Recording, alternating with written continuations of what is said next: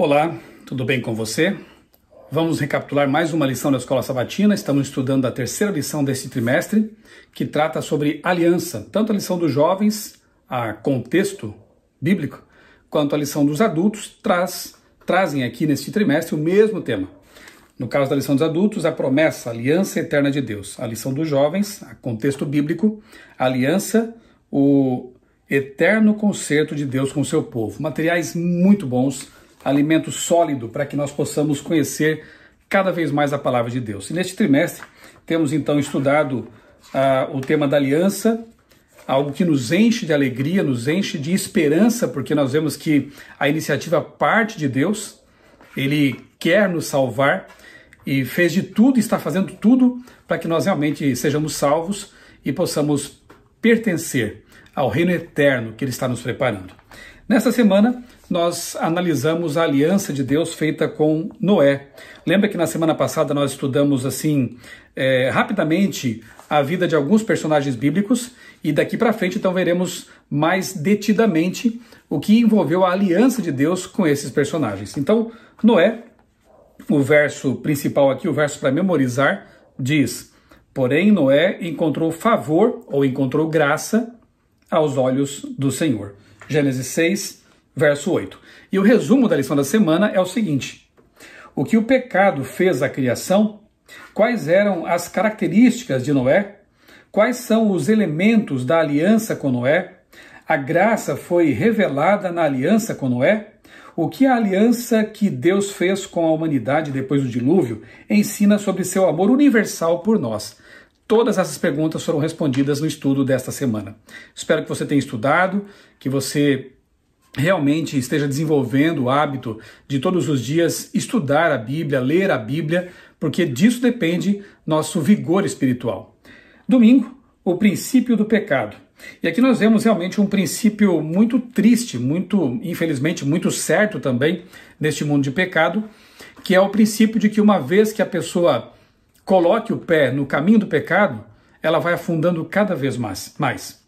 Chega um momento que é até difícil de compreender como a pessoa foi tão longe, como ela afundou tanto no pecado. Mas sempre começa com o primeiro passo. Por isso que nós temos que estar atentos e evitar esse primeiro passo. Pedir que Deus nos ajude realmente a não enveredar pelo caminho do pecado, pelo caminho do erro. As transgressões, a rebelião, eram claramente algo que nem mesmo um Deus amoroso, paciente e perdoador podia tolerar. Aqui nós vamos entender então por que Deus interveio por ocasião do dilúvio, trazendo esse juízo sobre a terra, essa inundação destruidora, porque realmente a situação estava muito complicada. Eu vou começar lendo aqui Gênesis capítulo 3, verso 6, que segundo alguns, e eu concordo, é o capítulo mais triste da Bíblia, porque ele vem logo depois da bela criação de Deus, de tudo que Ele fez de maravilhoso para o ser humano, os capítulos 1 e 2, e então no capítulo 3 nós lemos sobre a queda de Adão e Eva. O verso 6 diz o seguinte, Gênesis 3, 6, vendo a mulher que a árvore era boa para se comer, agradável aos olhos e árvore desejável para dar entendimento, tomou do fruto e comeu, e deu também ao seu marido, e ele comeu. Nós podemos analisar aqui brevemente neste verso como o pecado, ele, digamos assim, envolve todos os sentidos e também envolve os pensamentos. Veja que Eva, primeiramente, viu que a árvore era boa para se comer. Então aqui nós temos a questão dietética, né? A questão do sentido, da fome, da vontade de comer, enfim. O pecado também entra pela boca, naturalmente, e faz grandes estragos quando somos intemperantes, glutões, não cuidamos daquilo que colocamos para dentro do nosso corpo. Dependendo do que nós comemos e bebemos, também nossa disposição mental e espiritual pode ser enfraquecida, nós sabemos de tudo isso. Depois diz que é agradável aos olhos, então primeiro o paladar, depois o sentido da visão. Ela se demorou em observar uma coisa que Deus havia vedado, que Deus havia proibido. Não contemple o mal. Faça como disse Davi, Davi aprendeu por experiência própria, porque ele também sofreu por causa disso. Não se demore, não coloque coisas más diante de seus olhos. Ou seja, não fique olhando para aquilo que o tenta. desejável para dar entendimento. Veja que aqui a gente vê então a questão do pensamento, né? Nem tudo que a gente poderia consumir da cultura que nos rodeia, por exemplo, deve ser desejável, deve ocupar nossos pensamentos. Nem todo tipo de pensamento alternativo, de ideias, de filosofias, realmente vale a pena ocupar nossos pensamentos. Aqui Eva entendeu que aquele fruto era desejável para dar entendimento, mas era um entendimento que Deus não queria que eles tivessem. Um conhecimento que não valia a pena. Deus já havia dito que não queria que eles tivessem esse conhecimento experimental do mal. Nós sabemos que há muitas coisas neste mundo que realmente competem com a palavra de Deus, que acabam tirando nossa fé, nos levando a um tipo de pensamento secularizado e muitas vezes até no extremo um pensamento ateístico, né? Ou ateísta. Para que se demorar nessas coisas? Para que achar desejável aquilo que claramente é deletério? Aquilo que claramente afasta de Deus? Aquilo que claramente é nocivo, ruim, mal? Para que se demorar naquilo que claramente não passa no crivo, por exemplo, de Filipenses 4:8? Tudo que é puro, tudo que é honesto, tudo que é bom, de boa fama, se há alguma virtude ou louvor, que ocupe o nosso pensamento, então, essas coisas, né? Que essas coisas ocupem o nosso pensamento. Eva, infelizmente, se demorou e pensou que ali ela encontraria um entendimento melhor, um conhecimento superior. Na verdade, encontrou tristeza, decepção e morte. Tomou do fruto e comeu. Aí vemos o senso do tato, então. Cuidemos com aquilo que nós olhamos, cuidemos com aquilo em que pensamos, cuidemos daquilo que nós vamos tocar, cuidemos daquilo que vai para dentro do nosso estômago e que vai constituir parte do nosso ser, sangue e também pensamentos e também espiritualidade. Quem sabe não seria o momento de nós lermos aí com mais atenção livros como Ciência do Bom Viver, o livro Temperança, Conselhos sobre Regime Alimentar, ok?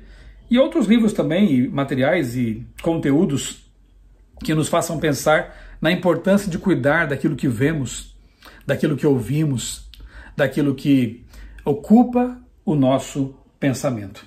Então, a lição de domingo começa com esse texto, né? Gênesis 3:6, a queda de Eva. Depois, versos 11 a 13, puseram a culpa um no outro. O pecado leva a isso, né? Em lugar de assumir a sua própria culpa, eles começam a culpar um ao outro. Adão coloca a culpa em Eva, Eva coloca a culpa na serpente, e só faltou, na verdade, culparem a Deus porque criou todos eles. Então, isso é um resultado do pecado. Depois vemos no capítulo 4, verso 5, a oferta de Caim. Caim tentando... Caim distorcendo, né, a aliança, na verdade. Porque a aliança envolvia o sacrifício do cordeiro, o sangue do cordeiro que perdoa e que purifica, né? E Caim quis oferecer vegetais. Não serviam, neste caso, porque aí Caim estava rejeitando a oferta que Deus havia provido. Não era só uma questão de fruto ou carne, de fruto ou cordeiro. Não, era muito mais profundo do que isso. E Caim, infelizmente, oferece uma falsa adoração. Assassinato de Abel também vem na sequência, pelo ciúme de Caim, pela raiva dele. 4:19, vemos aqui um filho de Caim, Lameque, introduzindo no mundo a poligamia. Não era plano de Deus, nunca foi, que homens ou mulheres tivessem mais do que um cônjuge. Na verdade, o plano original de Deus, o casamento, como está ali esboçado, como está ali claramente, né? Não esboçado, mas claramente representado em Gênesis capítulo 2, é a união entre um homem e uma mulher apenas. Isso, biblicamente, é casamento. E Lameque, então, introduz a poligamia, o que é pecado. Verso 23, Lameque matou 2 homens por motivos banais. Então o assassinato começa a ganhar terreno no planeta. Verso 2, capítulo 6, verso 2, filhos de Deus se encantam pelas filhas dos homens. Aqui não tem nada a ver com aquela teoria que alguns defendem de que filhos de Deus seriam anjos e filhas dos homens seriam, então, mulheres, né, seres humanos. Não tem nada a ver com isso. Anjos não têm nenhum tipo de relacionamento sexual com seres humanos. Aqui o texto está dizendo que os filhos de Deus, aqueles que eram pessoas que ainda buscavam a Deus, de alguma forma ainda tinham uma comunhão com Deus, acabaram se encantando pelas filhas dos homens, ou seja, filhas de pessoas que não buscavam mais a Deus. eram seres humanos distantes de Deus. E aí, nesses relacionamentos que nós podemos chamar hoje de jugo desigual, eles acabam se enfraquecendo, acabam tendo filhos também, que são os valentões, aqueles que brigavam, né? Esses filhos que não buscavam a Deus. Então aqui, o jugo desigual, os casamentos não aprovados por Deus acabam também sendo realidade nessa época aqui, já bem lá no começo da história, né? E eu quero ler aqui os versos, capítulo 6, versos 5 e 11, porque falam do dilúvio, né? E é o tema, basicamente, da lição dessa semana. Então, capítulo 6, verso 5 diz assim: O Senhor viu que a maldade das pessoas havia se multiplicado na terra e que todo o desígnio do coração delas, as pessoas, era continuamente mal. Maldade o tempo todo. E verso 11: A terra estava corrompida à vista de Deus e cheia de violência. Ora, Deus não iria realmente trazer esse juízo, essa destruição sobre o planeta, se houvesse outra forma de lidar com isso. Então, foi necessário realmente fazer um restart aí, né? Um recomeço, um reinício, reinicializar, digamos assim, né? A criação. Porque, infelizmente, o mal havia se alastrado. E sabe, o princípio do pecado de que trata aqui a lição de domingo, e é importante a gente se demorar um pouquinho mais nisso aqui, né? É de que realmente o pecado é um câncer progressivo. Ele vai se tornando metástase com o tempo. Se não for resolvido, confessado, pedido que Deus nos dê arrependimento genuíno e interromper esse processo, como aconteceu com o planeta, acontece também com a nossa vida. Ele vai progredindo. E chega um momento que a pessoa está tão cegada pelo pecado, está tão imersa nessa poluição, nessa contaminação moral, que ela não enxerga mais o que é pecado. E chega um ponto, não vou me demorar nesse assunto agora, porque não é o caso aqui, né, mas que chega um ponto em que a pessoa acaba transpondo uma linha de não retorno chamada pecado contra o Espírito Santo. Então, não se brinca com o pecado. Não se brinca com coisas que são claramente condenadas na palavra de Deus. Se a Bíblia diz que é pecado, eu creio nisso, eu creio na palavra. Eu não vou agora tentar reescrever a Bíblia, relativizar a Bíblia, porque eu estou me enganando com isso.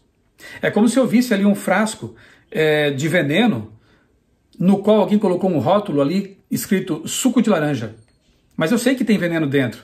Eu vou beber esse suco? Eu estarei me enganando, estarei me matando com isso, não é verdade? Então não adianta você querer relativizar a Bíblia, reinterpretar a Bíblia para tentar ressignificar o que é pecado, porque não vai mudar o que é pecado. Você acabará depois sofrendo as consequências dessa escolha. Bem, o fato é que, por causa de tudo isso, a gente pode muito bem entender por que Deus odeia o pecado. Ele ama o pecador, mas odeia o pecado. Por quê? Porque o pecado destrói, porque o pecado escraviza, porque o pecado deturpa tudo aquilo que Deus criou como bom. Segunda-feira, fala um pouquinho mais sobre Noé. Eu gosto de ler aqui sobre Noé. A Bíblia não fala muita coisa sobre ele, mas o que fala já é mais do que suficiente, né? Diz que ele era um homem justo, era um homem íntegro e andava com Deus. Especialmente essa característica eu gosto, porque andar com Deus revela um processo. Não é algo que uma experiência extasiante pela qual alguém passa e depois deixa isso no passado. Não, ele mantinha uma vida de comunhão com Deus. Outros personagens bíblicos também são descritos dessa forma como pessoas que andaram com Deus. Noé é um deles. Andar com Deus quer dizer todos os dias manter essa relação de amizade, de mãos dadas. No caso nosso, e mais concretamente falando, é ler a Bíblia todos os dias, orar todos os dias, evangelizar, testemunhar, porque Noé também era chamado de pregador da justiça, como está ali em 2 Pedro 2,5, né? Então aqui temos o tripé da comunhão com Deus e da vitória. Nós temos aqui a leitura da Bíblia, para conhecer cada vez mais a Deus e a vontade dele. Nós temos aqui a oração, que é falar com Deus como se faz com um amigo. E temos aqui o testemunho, a pregação do Evangelho. Se você exercitar essas três coisas todos os dias, você será alguém que estará andando com Deus, assim como Noé também. Você será capaz de enfrentar um mundo opositor, um mundo descrente, um mundo escarnecedor. Você fará parte da minoria, como veremos aqui daqui a pouquinho na lição, né, o remanescente, o resto, mas não vai se importar com isso, porque o mais importante é estar com Deus, é andar com Deus. A sua mensagem será impopular, vai chover, o mundo vai ser inundado. Vocês têm que entrar na arca para ser salvos. E todo mundo rindo, e todo mundo debochando do pregador. Mas não importa. O que importa é fazer a vontade de Deus.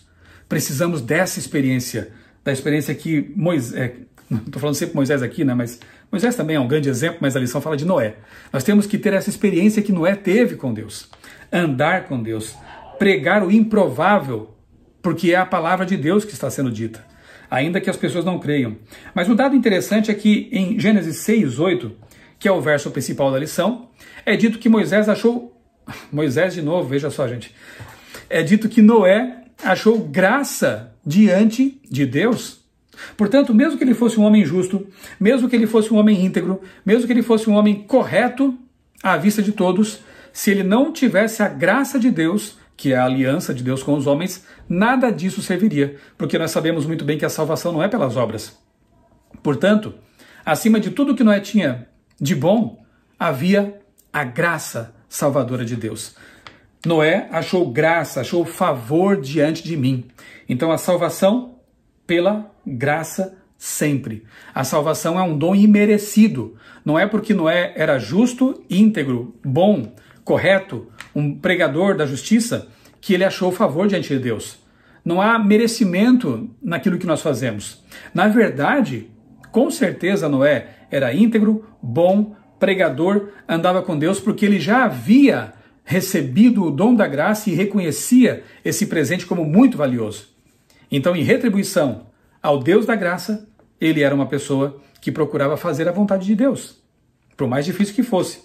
E no caso dele, realmente foi uma missão bem difícil. Terça-feira, aliança com Noé. Aqui nós vemos, então, que essa aliança, né, em Gênesis 6:18, é chamada de minha aliança, aliança de Deus. Interessante isso. Mas com você estabelecerei a minha aliança, e você entrará na arca, você e os seus filhos, e a sua mulher e as mulheres dos seus filhos. Note, aqui, alguns aspectos muito importantes, né, dessa parte aqui da lição de terça-feira, porque primeiramente a aliança é de Deus, né? Ela parte de Deus, a iniciativa é de Deus, e a garantia é de Deus, então ela é imutável. É a minha aliança com você, mas existe uma contraparte humana. De nada adiantaria Deus ter feito uma aliança com Noé, a arca ser construída, a porta estar aberta, escancarada para que eles pudessem entrar, mas eles não entrassem. O que aconteceria? Morreriam afogados como os demais.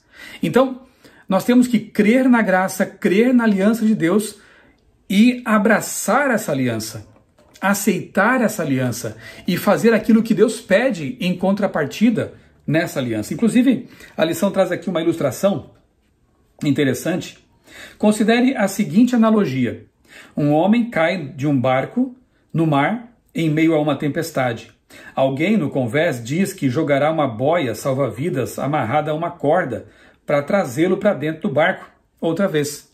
O homem que está na água, no entanto, tem que concordar com a sua parte do acordo, ou seja, agarrar-se ao que lhe é providenciado. Disso se trata, em muitos aspectos, a aliança entre Deus e a humanidade.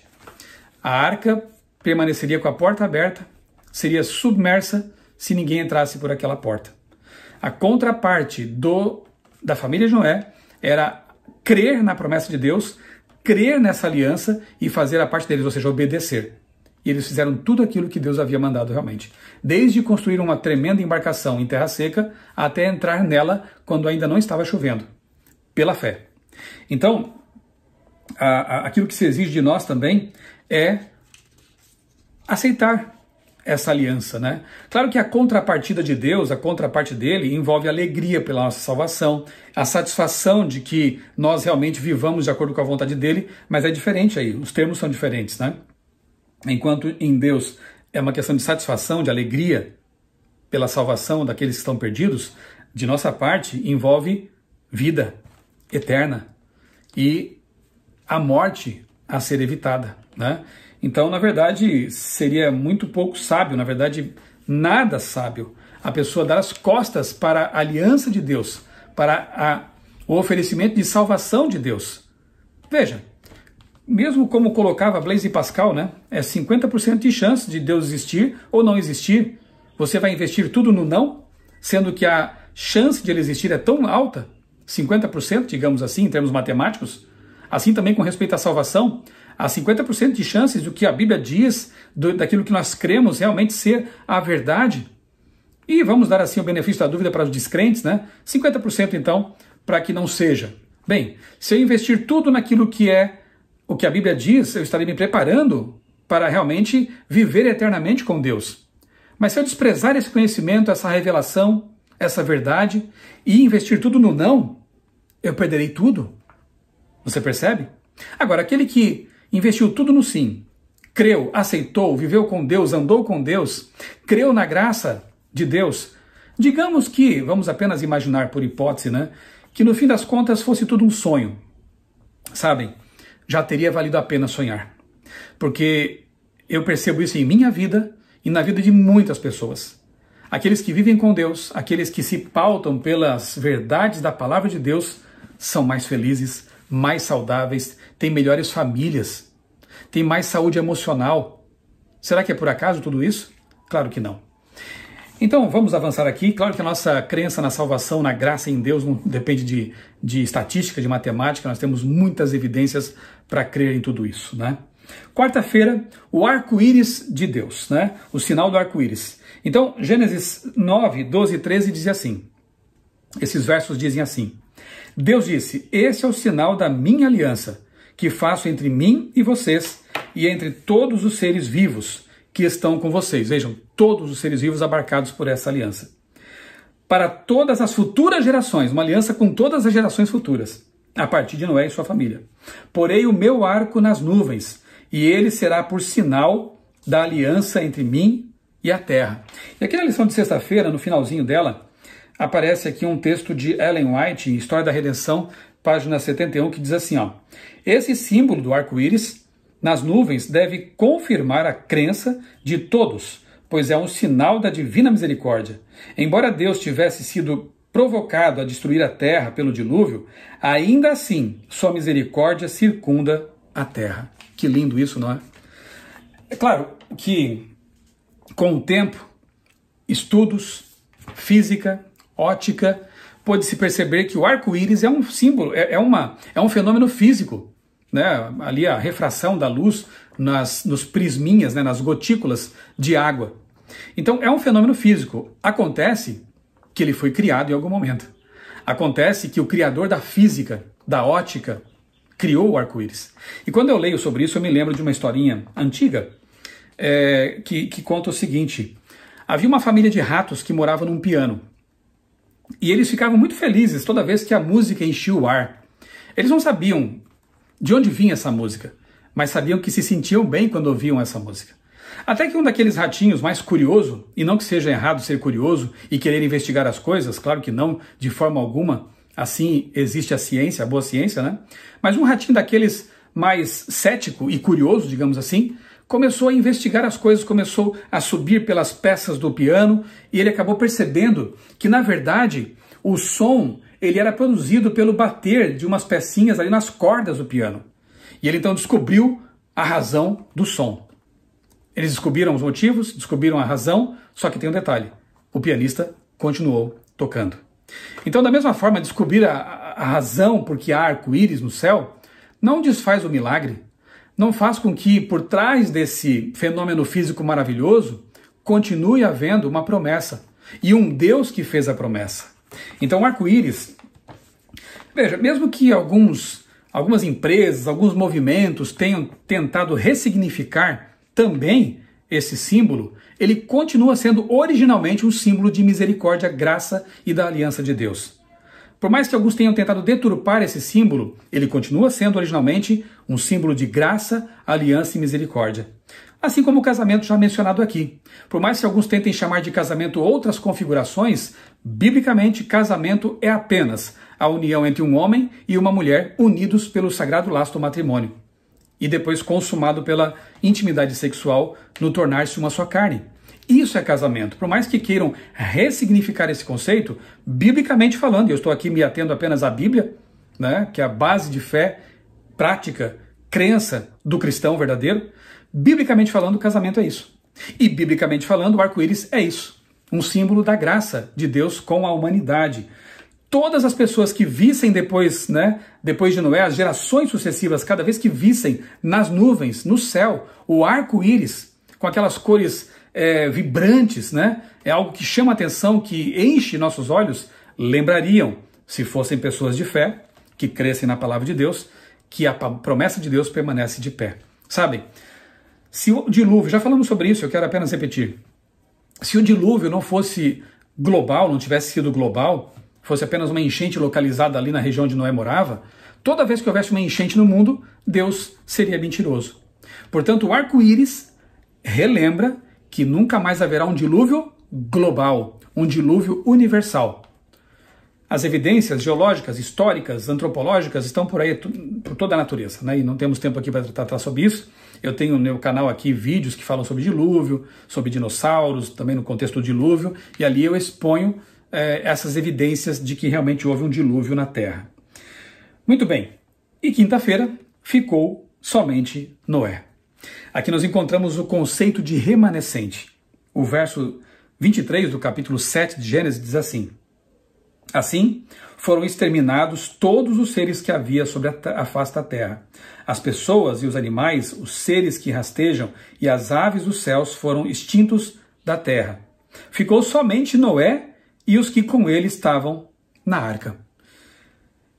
Como eu disse, a lição de quinta-feira estuda aqui o conceito de remanescente. Ficou apenas um resto, um restinho, um remanescente. Esse conceito é encontrado em toda a Bíblia, Aqui a lição traz Isaías 4:3, Isaías 11:11, depois lá no finalzinho Apocalipse 12:17, por exemplo, Isaías diz assim: os restantes de Sião e os que ficarem em Jerusalém serão chamados santos, isto é, todos os que estão inscritos em Jerusalém para a vida. Isaías 4:3. Naquele dia o Senhor tornará a estender a mão para resgatar o resto do seu povo. Isaías 11:11. E você se lembra de Apocalipse 12:17, onde é dito que o dragão, Satanás, irou-se contra a mulher e foi fazer guerra contra o restante, o resto da sua descendência. Esse povo que é minoria, mas é fiel a Deus.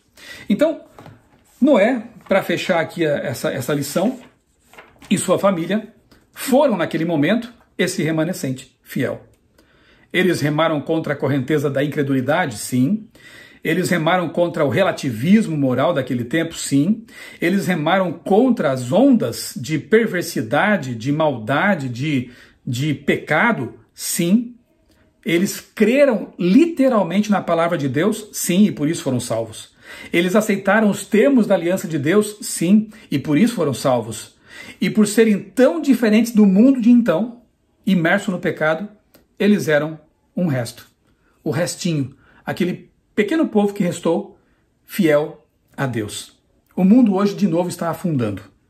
Não vai ser destruído por um dilúvio, nós sabemos disso. A vinda de Cristo está se aproximando.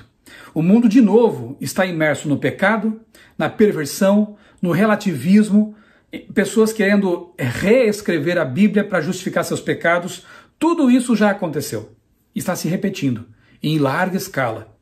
Quem serão os remanescentes?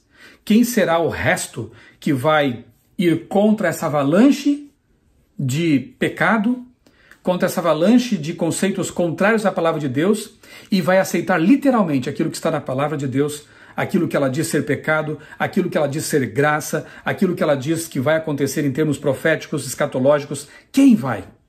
Esse é o remanescente. Eu quero fazer parte desse povo. Eu quero ser como Noé. E para ser como Noé, nós temos que andar com Deus todos os dias. Temos que acreditar naquilo que Deus diz e aceitar a sua graça, porque a aliança é essencialmente graça. Que Deus nos abençoe e que os conceitos dessa lição maravilhosa fiquem gravados em nossa mente e em nosso coração. Não se esqueça, se inscreva no canal se você não fez isso ainda, compartilhe esse vídeo para que a palavra de Deus possa chegar a mais pessoas e curta o vídeo se você gostou desse conteúdo. Vamos orar? Amado Deus, bondoso Pai, muito obrigado, Senhor, pela graça, pela misericórdia, pela aliança, porque Tu és um Deus fiel. Tu cumpres Tua parte nessa aliança, nesse acordo, nesse concerto. Ajuda-nos, Pai, a ser fiéis também. Que nós possamos também fazer a nossa parte nessa aliança. Que nós possamos ser como Noé, íntegros, fiéis, crentes em Tua palavra e, mais do que tudo isso, possamos andar todos os dias contigo, Senhor. Dá-nos a Tua paz, dá-nos as Tuas bênçãos e que permaneçamos firmes até o fim, mesmo lutando com tanta oposição, para que logo vejamos não mais uma arca com as portas abertas, mas Jesus vindo nas nuvens dos céus, de braços abertos para nos receber. Tudo isso nós pedimos em nome dele. Amém. Um grande abraço para você, que Deus abençoe grandemente a sua vida e também a sua família.